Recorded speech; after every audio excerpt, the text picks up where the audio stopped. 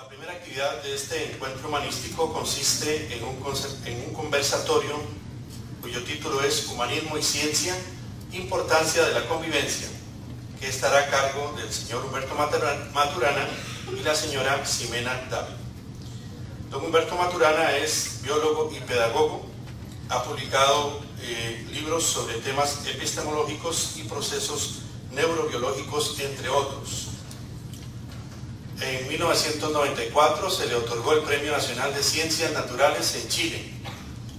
Por su parte, Ximena Dávila es orientadora familiar y epistemóloga, creadora del conversar liberador orientado al análisis, la búsqueda de preguntas y respuestas ante el sufrimiento humano. Como se les indicó al inicio, ellos dos son los fundadores de la Escuela Matrística en el año 2000. De inmediato damos paso a los señores Humberto Maturana y Ximena Dávila para este conversatorio. Adelante, bienvenidos.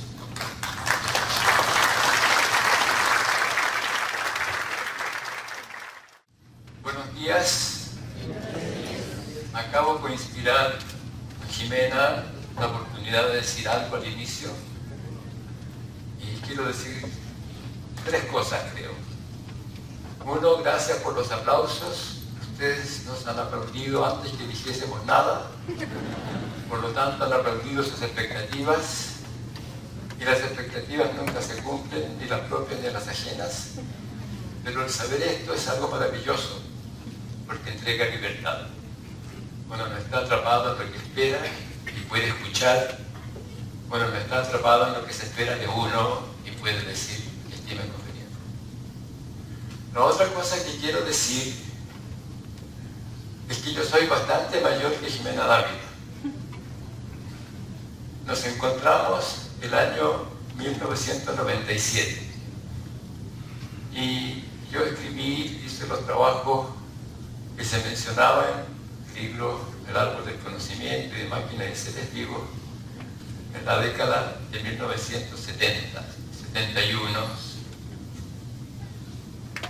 en esa época. Y sí, hay trabajos muy interesantes a lo largo digamos, desde el 70 al 97. Y cuando conocí a Ximena, me di cuenta que estaba incompleto. Hay muchas cosas de las cuales uno hace, de las cuales habla, que dejan también mucho oculto. ¿Por qué? Porque uno piensa que está implícito o porque en el fondo no lo entiende completamente. Cuando nos encontramos con Ximena, ella se acercó a mí, había estado estudiando algún seminario, y me dice: doctor, he hecho un descubrimiento. Y yo me intereso, me dice: las personas que me consultan, que vienen a conversar conmigo, me muestran que el dolor y el sufrimiento por los cuales buscan ayuda relacional es siempre de origen cultural. Y es un dolor que ellas han conservado desde algún momento en que sufrieron alguna negación que la cultura trató como válida, y ya han pasado los años y están buscando el dolor, que consultan, me quieren ayudar. Cuando dijo eso ella, yo me sentí profundamente interesado por esta relación del dolor y la cultura generadora de negaciones que generan dolores, no que se reprimen, sino que se conservan. Aparece la noción de conservación, que es fundamental en el ámbito biológico. Y enseguida ella hace otro comentario, dice: y las personas que me consultan me muestran también que la salida del dolor está en la recuperación del respeto por sí misma. Y yo pienso que esto para mí fue conmovedor, porque me mostró a la persona. Me di cuenta de que todo lo anterior que yo había hecho estaba incompleto. Porque yo hablaba como biólogo de los seres humanos, como quien habla de las mariposas. Pero rara vez somos amigos de esta mariposa. Pero los seres humanos venimos como personas. Existimos como seres individuales. Y no podemos entender lo humano si no nos hacemos cargo de eso. Y en ese momento yo me di cuenta de que todo lo que había hecho antes estaba incompleto, requería reflexiones adicionales y afortunadamente con Jimena nos interesamos en conversar al respecto, discutimos muchas cosas, conversamos mucho.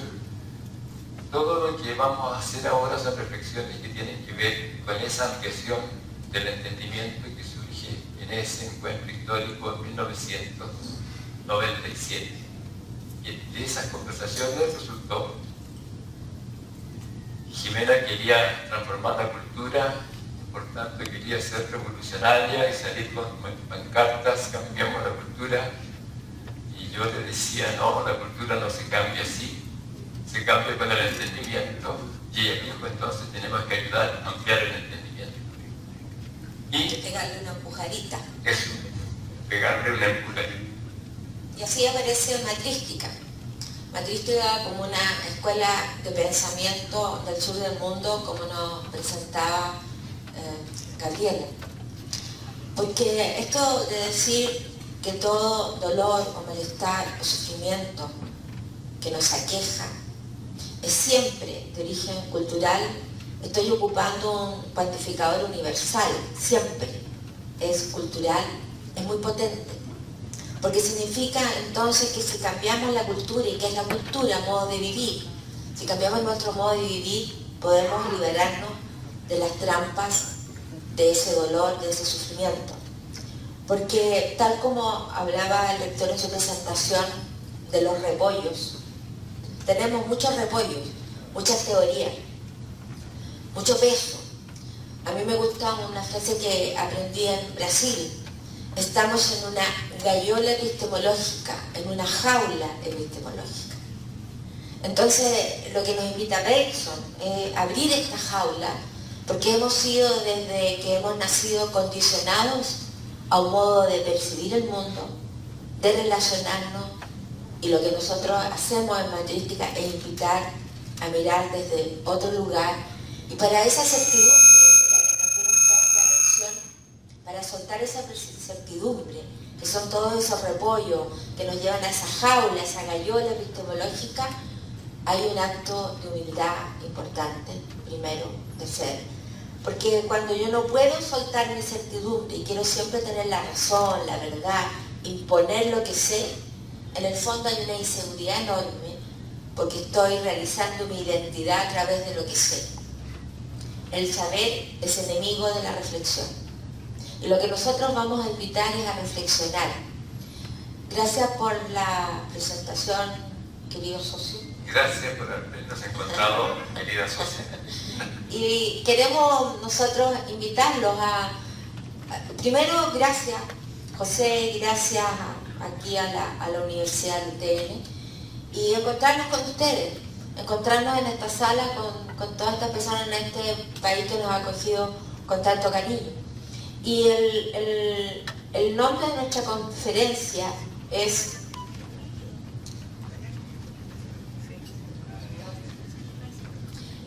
Ciencia y Humanismo, la importancia de la convivencia. Entonces, lo que tenemos que hacer es como empezar a desentrañar qué estamos diciendo con lo que estamos diciendo, digamos. Entonces, para comenzar, vamos a desentrañar, si les parece, lo que dice la palabra humanismo. Porque como vamos a ver, las palabras no son triviales, las palabras son nodos de redes de conversaciones. Y la palabra humanismo, ¿qué nos dice? Porque dividimos al mundo académico entre los humanistas y los científicos. Dividimos al mundo académico, y cuando dividimos el mundo académico nos dividimos como personas también. Allá están los humanistas, acá están los científicos. Y lo que nosotros queremos es hacer una reflexión para poder desentrañar y extraer lo que es el humanismo. Y como primera cosa, vamos a traer una ley sistémica que dice: Todo lo dicho es dicho por un observador a otro observador, que puede ser él o ella misma. O sea, nosotros lo que hacemos son distinciones, operamos como observadores en el vivir. Y lo que hacemos son distinciones del mundo que vivimos. No hay una realidad independiente de mi operar como observador. No podemos hablar de una realidad en sí. Claro, en tanto somos como seres biológicos, sistemas moleculares. Ustedes conocen la palabra autopoiesis, sistemas moleculares que se producen a sí mismos. Pero hay que agregar molecular, porque si no ese aspecto queda oculto.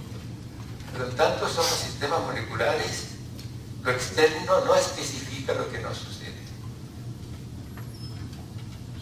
Si yo quiero hacer funcionar mi computador y presiono los botones adecuados y no funciona, no voy donde el doctor, doctora, por favor, examine el dedo, que mi computador no funciona cuando... Mire, doctora Maturana, no veo hematoma en la radiografía, no se ve que tiene una fractura, ¿le duele? No. Yo le aconsejaría que llevara su computador al técnico. Ah, fíjense. Sabemos que el dedo no especifica lo que le pasa al computador, pero también sabemos que lo que nosotros decimos no especifica lo que ustedes escuchan, porque cada uno escucha desde sí, no como una limitación, como nuestra condición constitutiva, porque nosotros también escuchamos desde nosotros, como todos. Y por eso decimos que somos maravillosamente no responsables de lo que ustedes escuchan, de lo que decimos. Pero somos maravillosamente responsables de lo que decimos y del momento en que lo decimos. Así que desde ese entendimiento... Somos libres. Somos libres y ustedes también. Así que nos podemos encontrar en el encanto de ser una conversación en esta reunión. Es un hecho biológico que uno nunca puede especificar lo que el otro escucha de lo que uno dice. Y aquí se nos van cayendo los paradigmas o el conocimiento que tenemos en la vida cotidiana, en esta cultura, en esta jaula epistemológica. O sea, informamos al otro. ¿Qué es la información? Si yo no puedo especificar lo que el otro escucha de lo que yo digo. Tratamos el conocimiento en la sala de clase como algo que yo le informo a los alumnos y ellos tienen que aprender de la misma manera que yo le informo. ¿Cómo pasa eso si yo no puedo especificar lo que el otro escucha de lo que yo digo? Entonces tenemos que revisar, incluso en la vida de las organizaciones, o sea, el jefe, que es gerencia, quien hace el jefe, informa. Entonces es la información, si no puedo especificar lo que el otro escucha. Entonces tenemos que revisar y tenemos que poner una mirada reflexiva a todas nuestras relaciones humanas. Porque tratamos al otro como un depositario de nuestro conocimiento, de nuestras verdades y creemos que hay una realidad única. ¿Quiénes de ustedes, y levanten la mano, han trabajado en proyectos con equipos de personas en que uno o dos personas del equipo quieren tener la verdad, quieren tener la razón? Levanten la mano. Casi toda la sala. ¿Y qué nos pasa en ese acto? Se nos enreda la vida porque genera una lucha de verdades, de razones, donde no nos escuchamos, donde la emoción cambia, donde yo tengo que imponer lo que yo pienso y por último soy tu papá, soy el jefe, soy el profesor, soy el rector de la universidad. O sea, yo sé. Entonces, como yo sé, no escucho. Y como yo no escucho, no genero nuevos mundos. Y andamos por la vida de tumbo en tumbo, de verdad en verdad, de razón en razón. Entonces, no es menor esto de soltar las certidumbres, de mirar donde estoy, porque el acto de la reflexión, que siempre lo hago en los seminarios, esto es lo que uno tiene sus caballitos de batalla para decir ciertas cosas. Yo estoy parada aquí y no veo el nicho que ocupo con mi vivir, a no ser que conmovida por la curiosidad, una pregunta, algo, o por el dolor. Salgo y me pregunto, si me gusta el vivir que estoy viviendo o no me gusta. En el momento que yo me hago esa pregunta y quiero volver de donde salí, ya no puedo, porque me cambió la emoción. La reflexión es un acto en la emoción. Me gusta el vivir que estoy viviendo en los múltiples dominios del vivir, porque somos seres multidimensionales. O sea, somos ciudadanos, papás, amigos, compañeros, pertenecemos a alguna religión. Y no sabemos a qué diversidad tremenda podemos llegar. Exactamente. Entonces, ¿me gusta el vivir que estoy viviendo o no me gusta? Otra pregunta, ¿cómo estoy haciendo lo que estoy haciendo? En relación a mi relación de trabajo, con mis compañeros, en mi vida, en mi familia. En el momento que yo me hago esa pregunta y me miro en mi vivir, ese es un acto reflexivo. También me puedo preguntar una pregunta que es maravillosa porque es la experiencia de libertad. Si quiero el querer que digo que quiero querer. ¿Quiero el querer que digo que quiero querer? ¿Quiero mi querer? Esa es la experiencia de libertad, porque cuando quiero el querer que digo que quiero querer, soy libre. Esa es la maravilla, la libertad es una experiencia. No hay que irse a la Rocallosa ni hacer un camino espiritual a la India de 8 años. No. La experiencia espiritual es una experiencia de expansión de conciencia, de pertenencia a un ámbito más amplio. Y puede ser hecho haciendo un pan, cocinando una comida acá que son tan ricas, o en el auto o en el baño, porque las experiencias espirituales, porque no sé por qué rara razón, también ocurren en el baño. Entonces nosotros la estamos invitando en este conversatorio a preguntarnos primero, ¿qué es el humanismo? Bueno, tú casi lo has dicho. El humanismo tiene que ver con todas las cosas que hacemos seres humanos cuando reflexionamos sobre ellas y nos preguntamos y queremos entenderlas, cualquiera que éstas sean. Todos los seres humanos. O sea, aquí no estamos dividiendo los humanistas de los científicos, porque los científicos, no sé, el doctor es un ser humano y es un científico. O sea, los científicos son seres humanos, personas que conversan, que tienen deseos, que tienen preferencias, que tienen gustos, que se hacen preguntas. Por lo tanto, cuando hablamos de humanismo, hablamos de un modo de convivir en el conversar, el lenguajear y el reflexionar y preguntarnos sobre lo que hacemos en distintos modos de reflexión, como filósofos, como científicos, como políticos. Pero todo eso pertenece a nuestra convivencia como seres humanos y por lo tanto es parte del humanismo. Quizás vamos a ir un poco más allá, si le parece, Doc. Vamos a preguntarnos cuándo surge el humano. Porque hablamos del humano como que entendiésemos todo lo mismo. ¿Qué hace el humano humano? ¿Qué es el humanear? ¿Cuándo surge el humano? Si miramos lo central de nuestro vivir humano, nos vamos a dar cuenta que es el lenguaje. Lo que hacemos con el lenguaje, las descripciones, las conversaciones, las reflexiones, eso es lo central del humano. Y entonces la pregunta es, ¿en qué momento surge el lenguaje? Pero para poder ver en qué momento surge el lenguaje, tenemos que mirar un poco a qué es, qué ocurre en el lenguaje.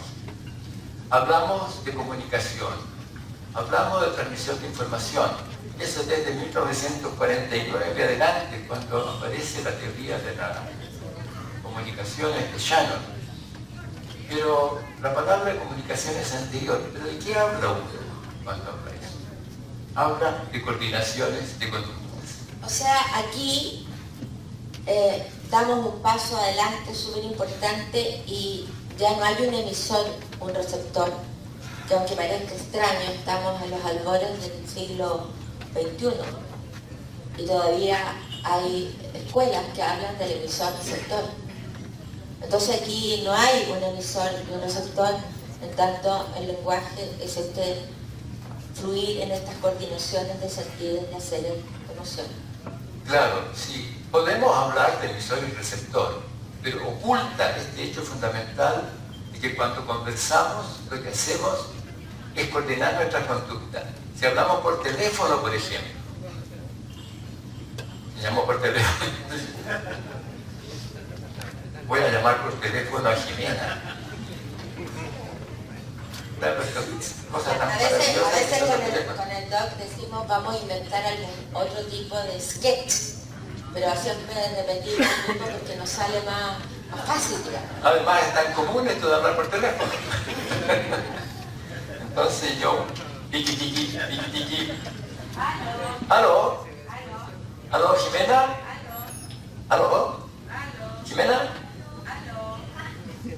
¿Qué dirían ustedes que pasó?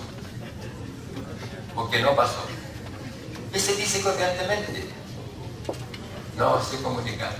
Pero en el mundo moderno dice se cayó la señal. Pero vámonos, juguemos un poco en la emoción del candor. ¿Ubican la emoción del candor? ¿Ubican? No la ubican, la perdieron. Doctor, perdieron la emoción del candor. ¿Qué vamos a hacer? Pero tenemos que invitarlos a reconocer de que son niños crecidos. Lo que pasa es que el candor es esa emoción que tenemos cuando somos niños, que preguntamos, que nos acercamos, papá, y pregunta cómo es que yo nací, y el papá le cuenta una historia, le trajo la cigüeña de París y uno se va feliz.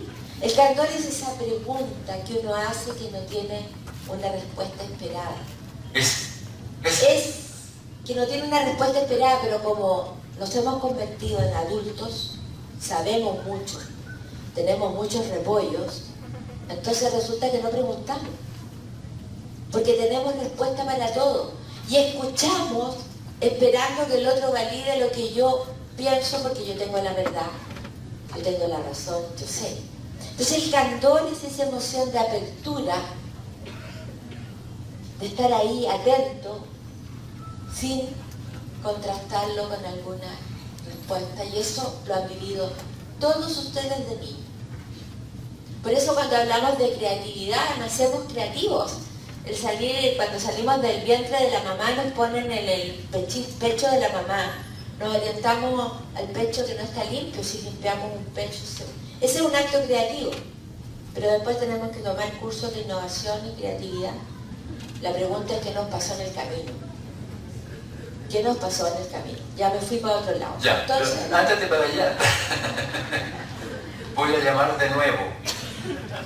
Tiki tiki, tiki tiki. Aló. ¿Aló, Jimena? Sí, con ella. Habla Humberto.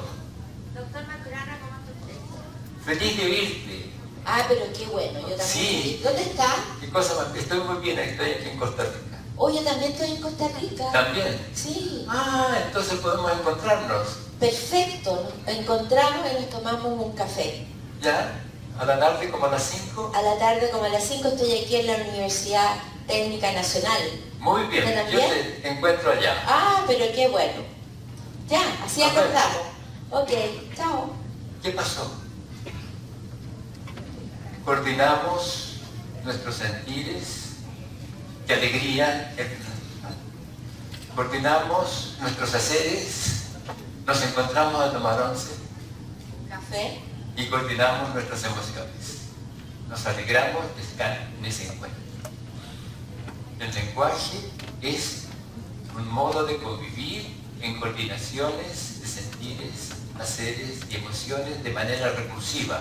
Coordinamos nuestras coordinaciones de sentires, haceres y emociones. Entonces la pregunta para el origen del lenguaje tiene que hacerse con respecto a en qué momento y bajo qué circunstancias puede haberse originado eso. Y lo más probable es que se haya originado en circunstancias parecidas a las cuales ocurren ahora cuando los niños aprenden a hablar. La única diferencia está en que antes no se existía en el lenguaje. O sea, el origen, nosotros decimos, surge en la familia ancestral, en ese espacio de primates bípedos que estaban en la cercanía de la intimidad sexual, de la compañía, donde surge este modo de convivir que es en el lenguajear, para que surja después el conversar y el reflexionar. Claro, la familia ancestral establece ese espacio de cercanía y de constancia. Siguen juntos, ¿no? Haciendo las cosas del convivir, coordinándose los haceres. Y ese modo de convivir que surge allí, en esa emoción del placer desde el encanto de mamá, es conservado de una generación a otra en el aprendizaje de los niños, y nosotros somos el presente de esa historia evolutiva que tiene que haber tomado unos 3,5 millones de años desde el origen hasta ahora. Ahora, ¿cómo se conservó? Porque ese espacio primigenio de esta familia ancestral se conservó de generación en generación, que era un espacio de bienestar y de ternura en el encuentro, de amar, de estar ahí. Esa conservación, porque un modo de vida que es aprendido por los niños y niñas, y ese modo de vida se traspasa de generación en generación, surge un linaje. Y el linaje humano tiene que haber surgido en esa familia ancestral y se conservó, porque se conservó el estar juntos en ese placer, en ese bienestar, en esa cercanía. Y eso tiene que haber ocurrido solo, espontáneamente, igual que ahora. Los niños aprenden a hablar ahí, en la familia. ¿Y de qué hablan? De las cosas que se hablan en la familia. ¿Y qué palabras usan? De que aparecen ahí. Y ellos a su vez, cuando son mayores, tienen hijos, y esos hijos, ¿de qué van a hablar? De lo que hablan sus mamá y papá. ¿Y qué silencio van a tener aquellos que son en la familia también?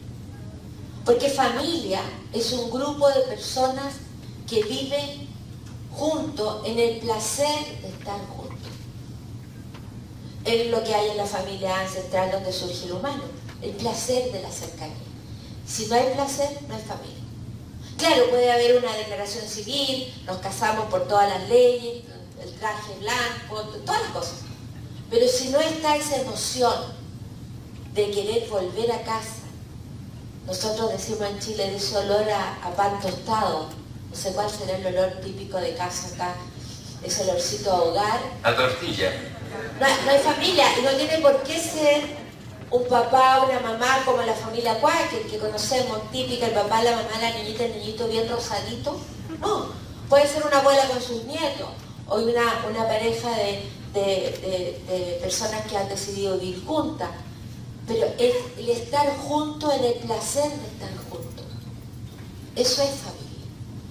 Y si hay niños que se transforman en la convivencia con los adultos, en ese placer, van a aprender un modo de vida ético en el bienestar democrático de la convivencia. Si no hay bienestar ni placer en la compañía, no hay familia. No estamos haciendo una teoría. Estamos hablando de nuestro vivir cotidiano.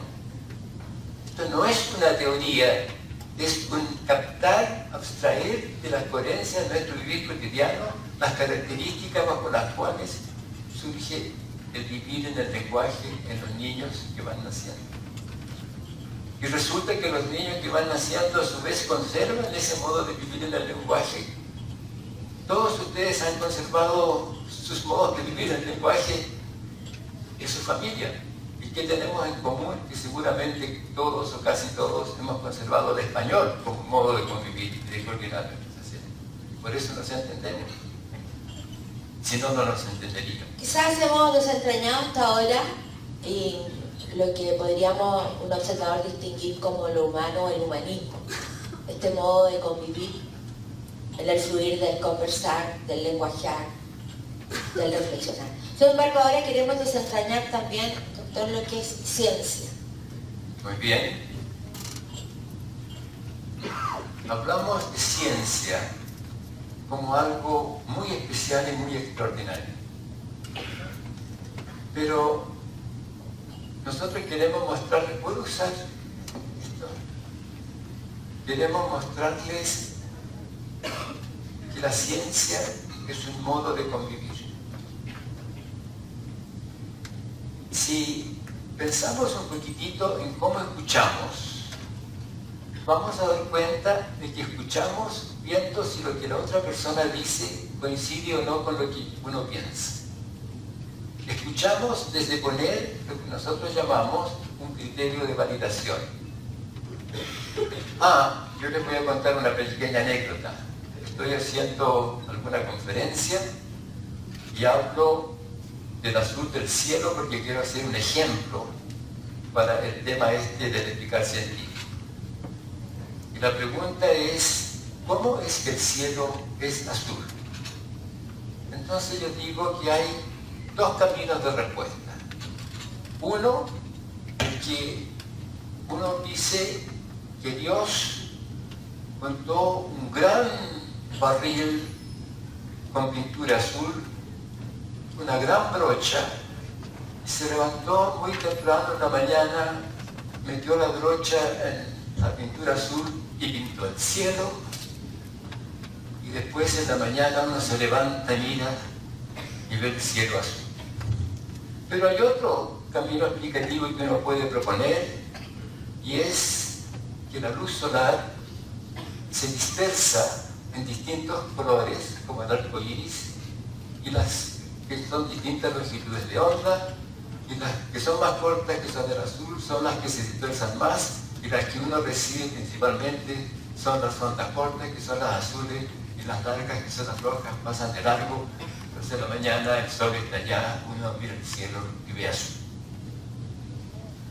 Yo les digo, ¿cuál de estas proposiciones explicativas aceptan? Un señor dice, yo acepto la segunda porque me suena a física, científica. Y otro señor dice, yo prefiero la primera porque me hace referencia a Dios. Se para y se va, era un sacerdote. Por favor, uno escucha de una cierta manera y le gusta porque le suena a científica. El otro escucha de otra manera que le gusta porque le suena a conexión con lo divino. El que acepta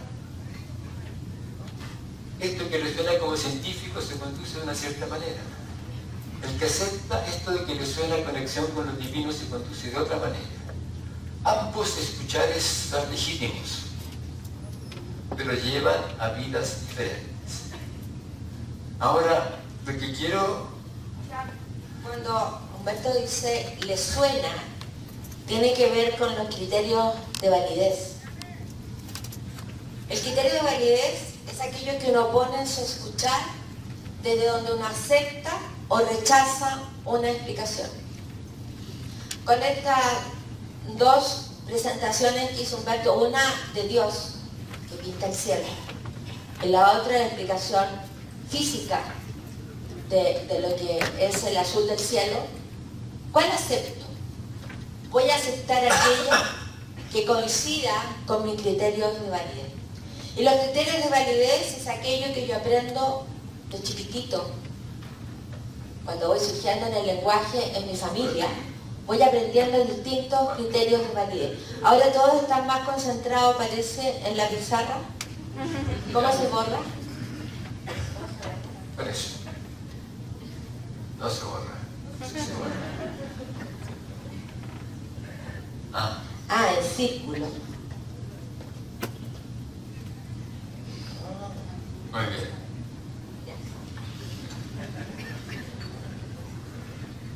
El criterio de validación del explicar científico involucra 4 operaciones, pero son 4 operaciones en nuestro vivir cotidiano. Una,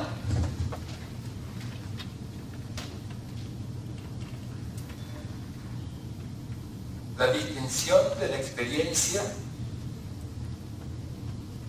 a explicar.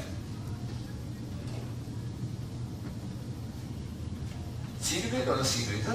Está. La descripción de la experiencia a explicar.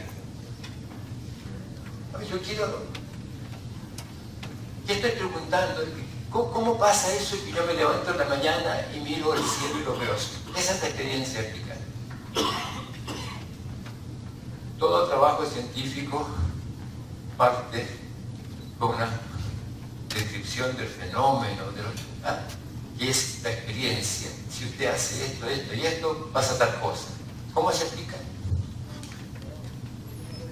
La segunda condición es la proposición de un proceso generativo.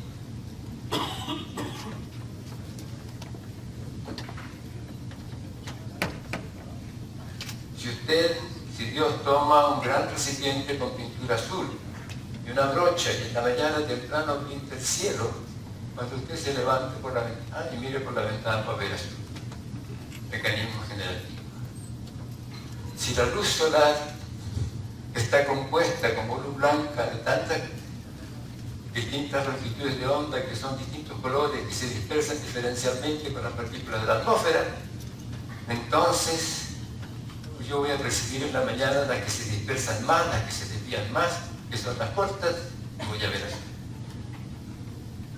Son dos procesos generativos. Dos que corrientemente se tratan como hipótesis explicativas.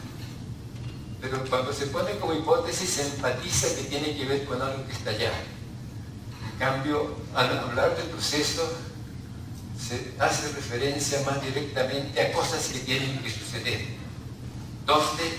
En el vivir de uno. En el vivir cotidiano. Porque si Newton hace los experimentos en los cuales hace la dispersión de las luces, lo hace en su vivir cotidiano. Las cosas que puede hacer con su corporalidad. Lo mismo que hizo Einstein. Lo mismo que pasa con Einstein cuando quiere explicar la simultaneidad, por ejemplo. Es el vivir cotidiano.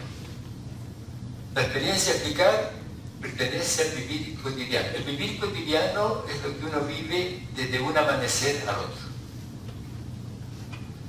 Lo puedo vivir en el laboratorio, lo puedo vivir en la selva contemplando los animales y las plantas, lo puedo vivir en la cocina preparando de comer.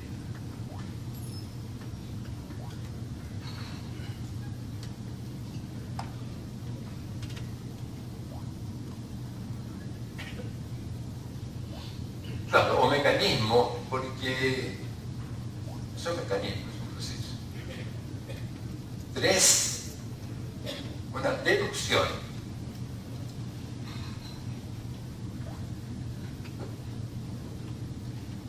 A partir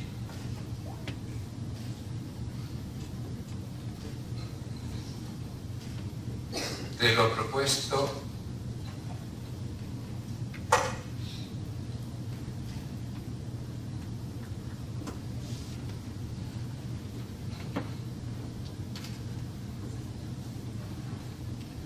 en 2 de otras experiencias.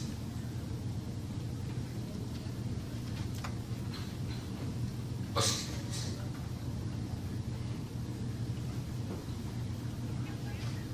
O sea, si pasa lo que propongo en 2, yo puedo deducir otras cosas que deberían ser posibles.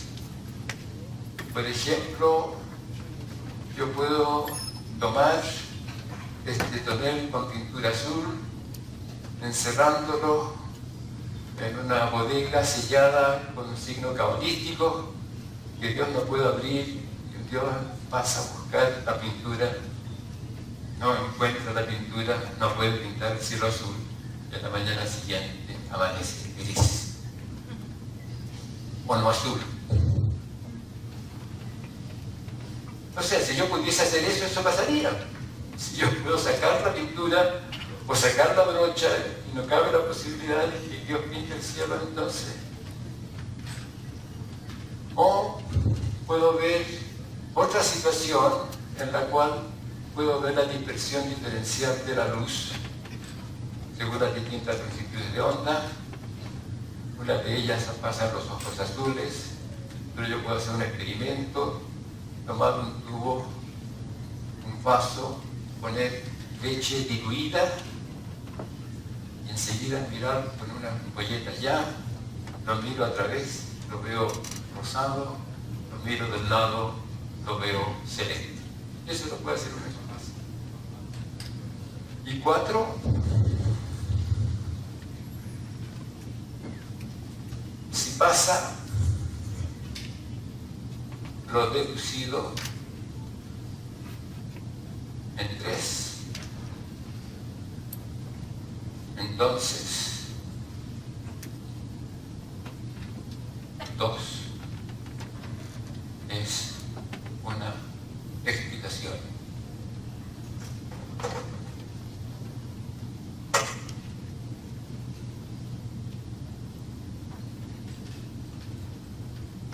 Científica.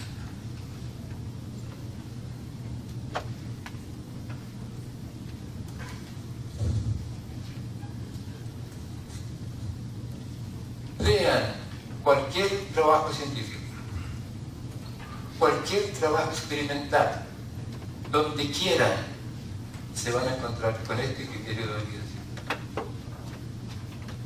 ¿Dónde ocurre todo en nuestro vivir cotidiano? No necesitamos para hacer ciencia ningún supuesto trascendente. ¿Por qué? Porque ocurre todo en nuestro vivir cotidiano. Esto de que ocurra en nuestro vivir cotidiano no le disminuye el valor, al contrario, se lo da. Cuando una persona en su casa, una mujer en este caso, está preparando un bizcochuelo o una comida, una cazuela. No, yo quiero bizcochuelo. Quiero un queque, un bolo, una torta. Un queque.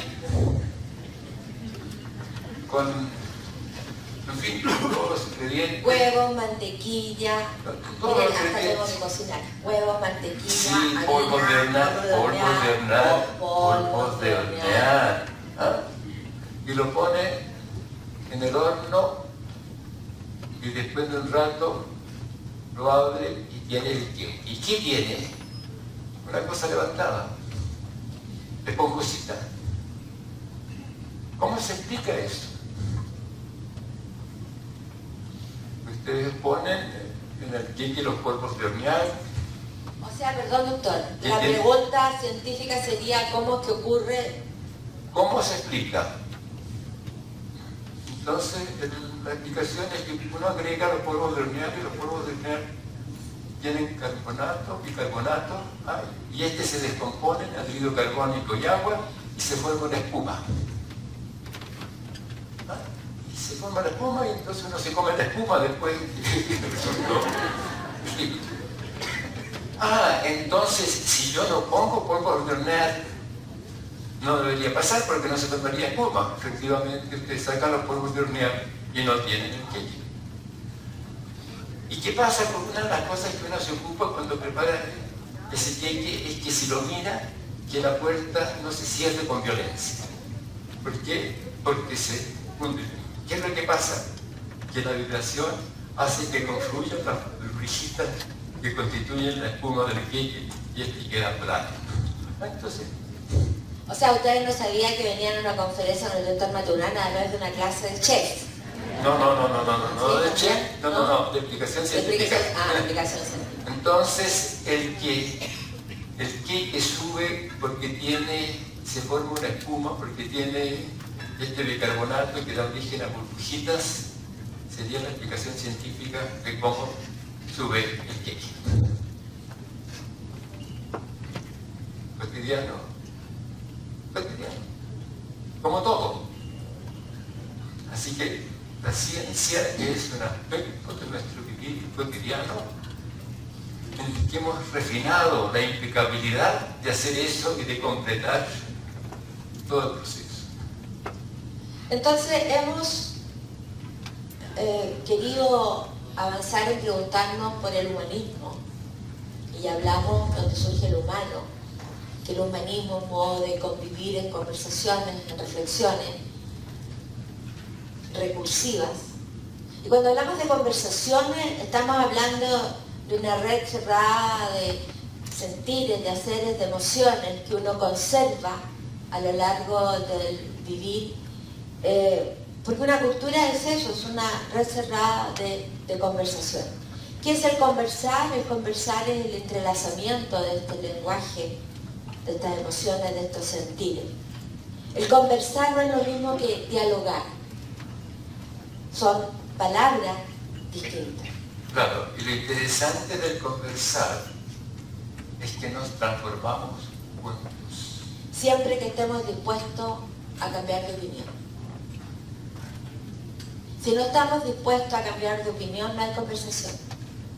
El conversar es un arte, el arte de conversar o de danzar juntos. Y vivimos inmersos en infinitas danzas de conversaciones. Infinitas danzas. Lo que pasa es que como estamos inmersos en la cultura es como el agua es al pez. El pez nada en el agua, no tiene conciencia de agua. Nosotros vivimos en esta cultura y no tenemos conciencia, y por eso hablamos, como decía el doctor, de estos repollos, de esta jaula epistemológica que estamos metidos en esta danza infinita de conversación. Por eso el salirse y mirar, que es el acto de la reflexión, nos cambia nuestros sentires, nuestros haceres, nuestra emoción. Y sacamos el misterio de lo que es hacer ciencia, o sea, todos somos científicos. Si somos impecables en satisfacer estas 4 condiciones. Pero queremos agregar algo más. Existe un dicho: dime con quién andas y te diré quién eres. ¿Lo conocen? Fíjense que es interesante. ¿Por qué uno se ocupa de qué colegio manda a sus hijos o hijas? Porque se van a transformar de una manera distinta en los distintos colegios. ¿Qué es lo que pasa? Que si yo dibujo aquí el ser vivo y su circunstancia en un devenir de su historia, lo que va a pasar es esto.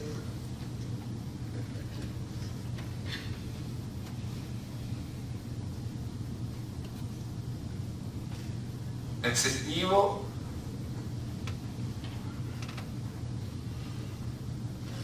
y su circunstancia cambian juntos, espontáneamente. Otro dicho cotidiano es que no hay nada más cómodo que un par de zapatos viejos. ¿Por qué son cómodos los zapatos viejos? No cualquier zapato viejo, los zapatos viejos de uno son los cómodos. Porque los zapatos y los pies se han transformado juntos en ellos. Y si uno tiene unos zapatos nuevos y se los pone un año después de haber usado los otros, no le quedan bien, aunque eran iguales al comienzo de los otros, ¿no? Y esto en las relaciones interpersonales pasa de la misma manera.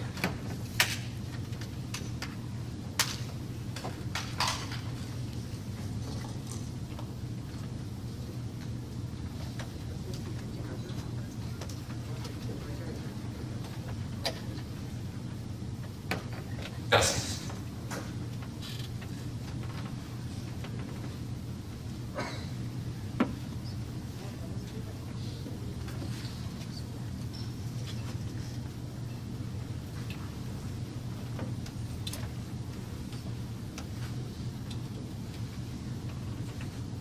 Dos personas se van a transformar juntas, inevitablemente. Si hay aquí encuentros repulsivos. Por eso, cuando no nos entendemos y nos damos el tiempo para conversar, en el respeto, después nos entendemos. Humberto, ¿puedo pedir que dibuje, por favor, al observador multisensorial? Pero absolutamente. Cuando yo me encontré con Humberto, que hablaba y traía la mano al observador, era un ojito. Pero yo le decía, Doc, pero uno no solo percibe el mundo mirando, también está en nuestros sentires.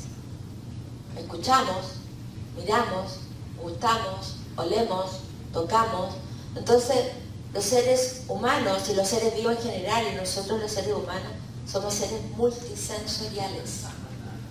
Por lo tanto, ahora el observador tiene cuerpo, tiene oídos, tiene nariz, tiene boca, tiene manos de sentir. Entonces, este observador hace una distinción que podemos poner una primera mirada a la fisiología, una segunda mirada al espacio relacional.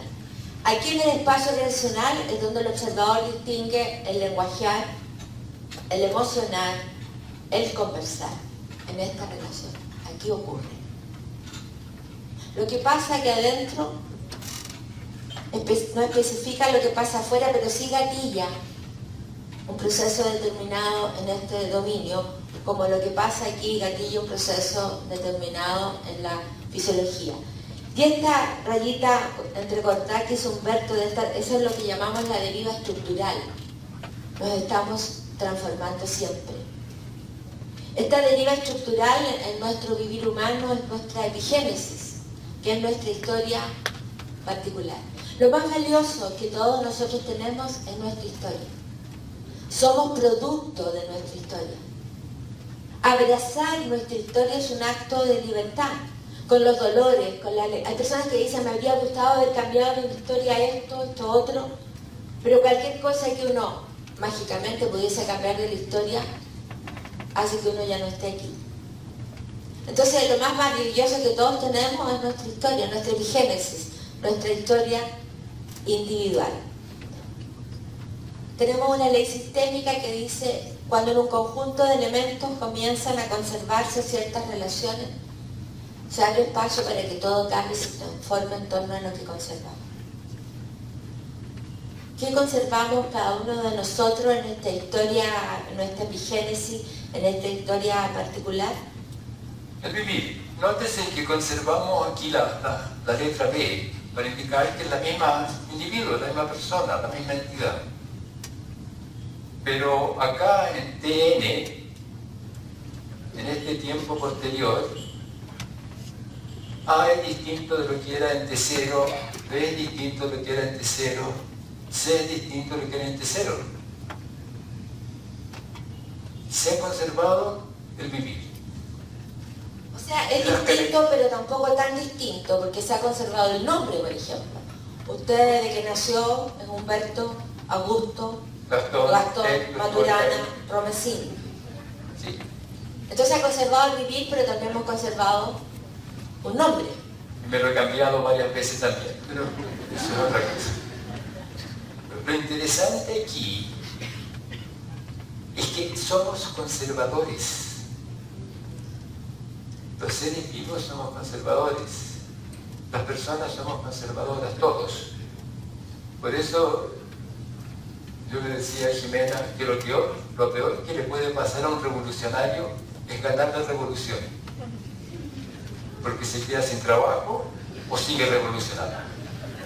Si la gana ya no tiene que revolucionar en otro dominio, digamos. Bueno, si se puede hacer así, mejor. Como las palabras no son triviales, cuando hablamos de conservadores, uno lo puede escuchar desde una mirada, que ya sabemos. Pero estamos escuchando la conservación desde esta ley sistémica. Nosotros no hablamos del cambio. ¿Por qué no hablamos del cambio? Porque estamos siempre en continua transformación. Fíjense que nosotros, en tanto dinámicas moleculares, ya no somos ninguno de nosotros los mismos que nos levantamos hoy día en la mañana.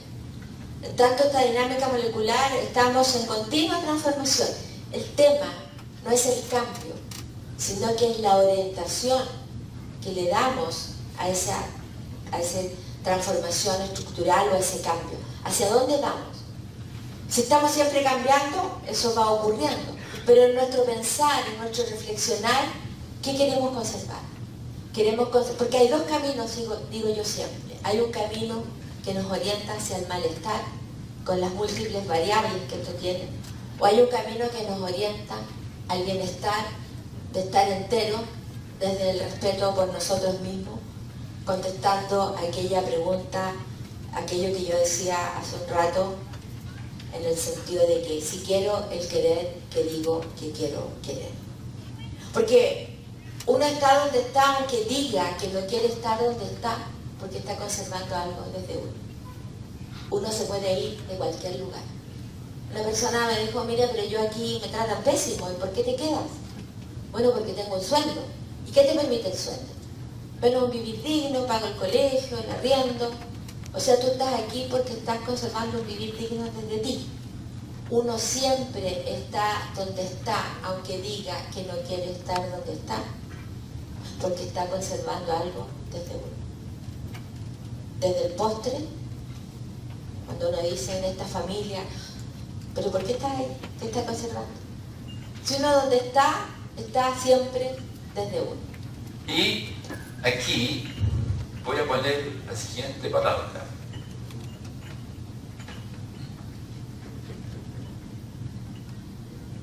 Conversar.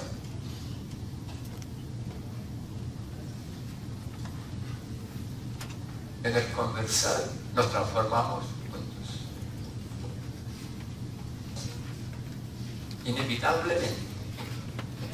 Y como resultado de esa transformación, nos separamos o nos entendemos. Si queremos seguir juntos, nos entendemos. Si no queremos seguir juntos, nos separamos. Pero esto pasa solo, espontáneamente. Pero tenemos que tener procesos, interacciones en el proceso de conversar. O sea, bien. Y si por alguna de esas cosas de la vida estamos en una organización y pensamos distinto, hay algo que tenemos que plantearnos, que es si tenemos un propósito común. ¿Cuándo hay un proyecto común, un propósito común? Cuando hay deseos conjuntos. Entonces tenemos que descubrir, podemos pensar distinto, pero si tenemos un proyecto común, un propósito común, nos podemos poner de acuerdo, porque queremos conservar el propósito común que va más allá del yo estar de acuerdo o no estar de acuerdo, si tiene que ver con el espacio de la organización, del lugar donde estemos. Y esto nos lleva a algo que tiene que ver aquí con la convivencia, que es la otra parte del título de nuestro conversatorio, Ciencia y Humanismo en la importancia de la convivencia. O sea, la convivencia es lo importante. Lo importante entendía la convivencia como tener un proyecto común en la familia, en la organización, como pareja. ¿Qué nos une? ¿Cuál es nuestro proyecto? ¿Qué queremos? ¿Qué queremos como educar a los niños? ¿Qué queremos en familia? ¿Qué queremos como una universidad? ¿Nuestro proyecto académico? ¿Cuál es nuestro propósito? ¿Qué sentido le vamos a dar a lo que hacemos cotidianamente? Y en la convivencia ciudadana,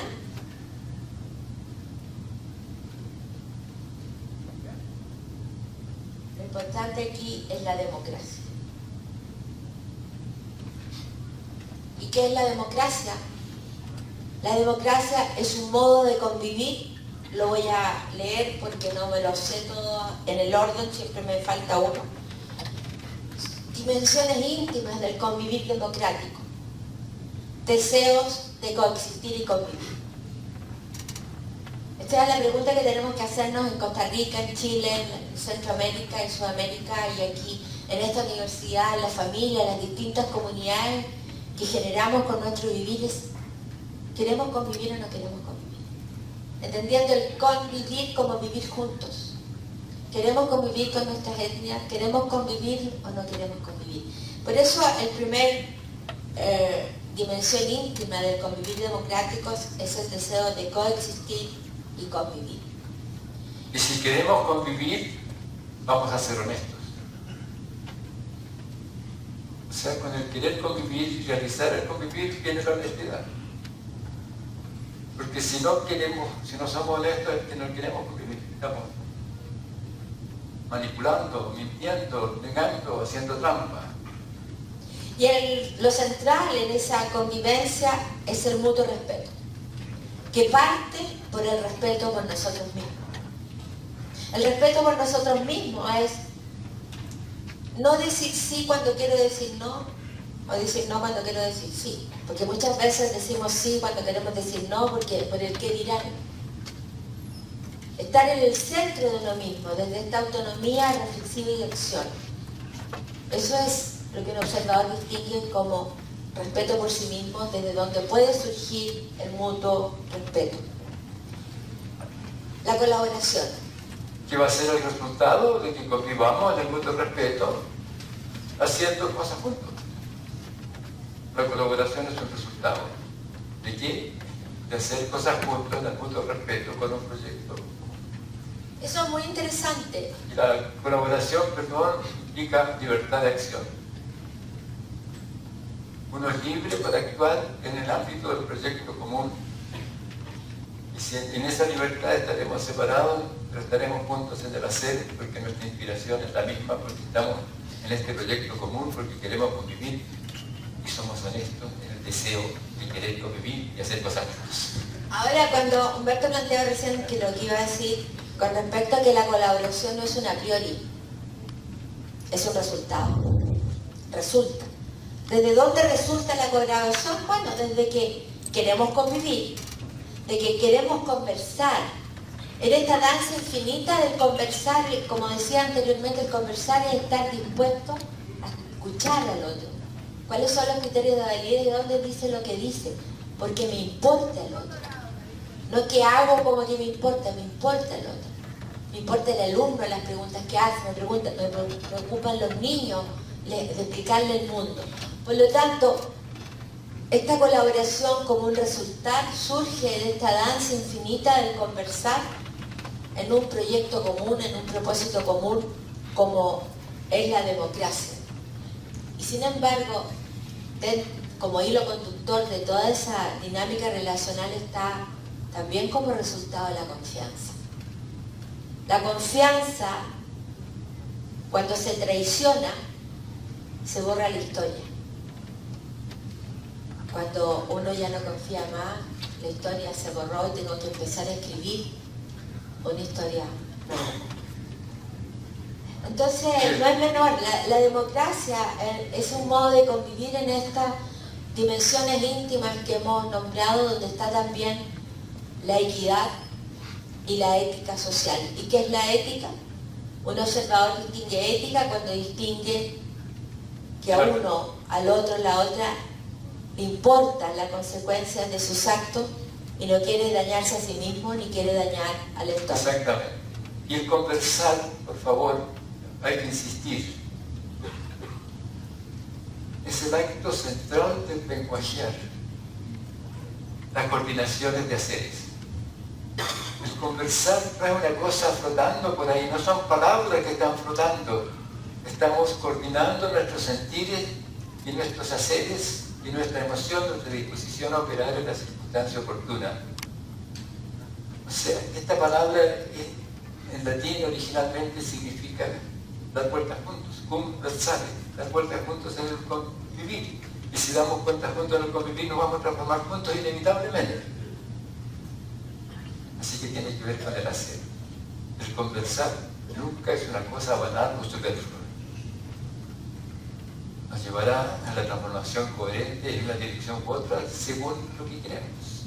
Y conversar juntos implica conversar con alguien que no sea estático, sino que esté en su vivir liviano. Porque la inteligencia y la plasticidad conductual ante un mundo cambiante.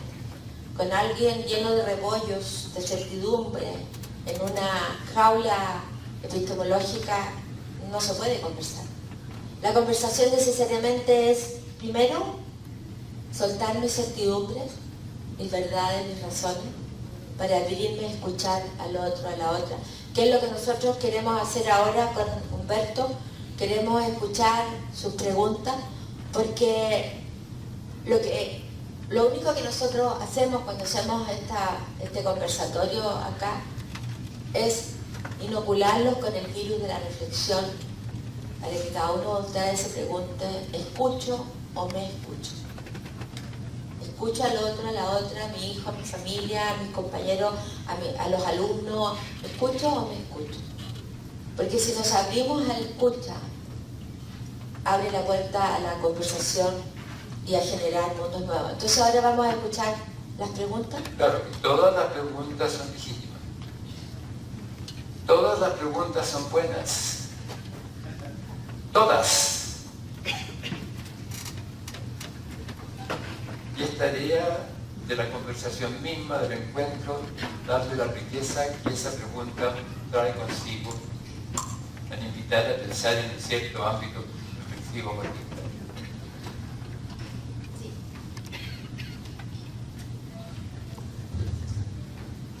Como decimos con el Doc, siempre una preguntita por el amor de Dios. Sí. Bueno, muchas gracias. Agradecerles mucho esa honestidad en la comunicación, porque a veces la ciencia se tiende a complicar. Entonces ustedes fueron muy honestos en la comunicación y eso a uno lo conecta a la ciencia, a lo cotidiano que es desde ahí. Y bueno, la pregunta es para los dos.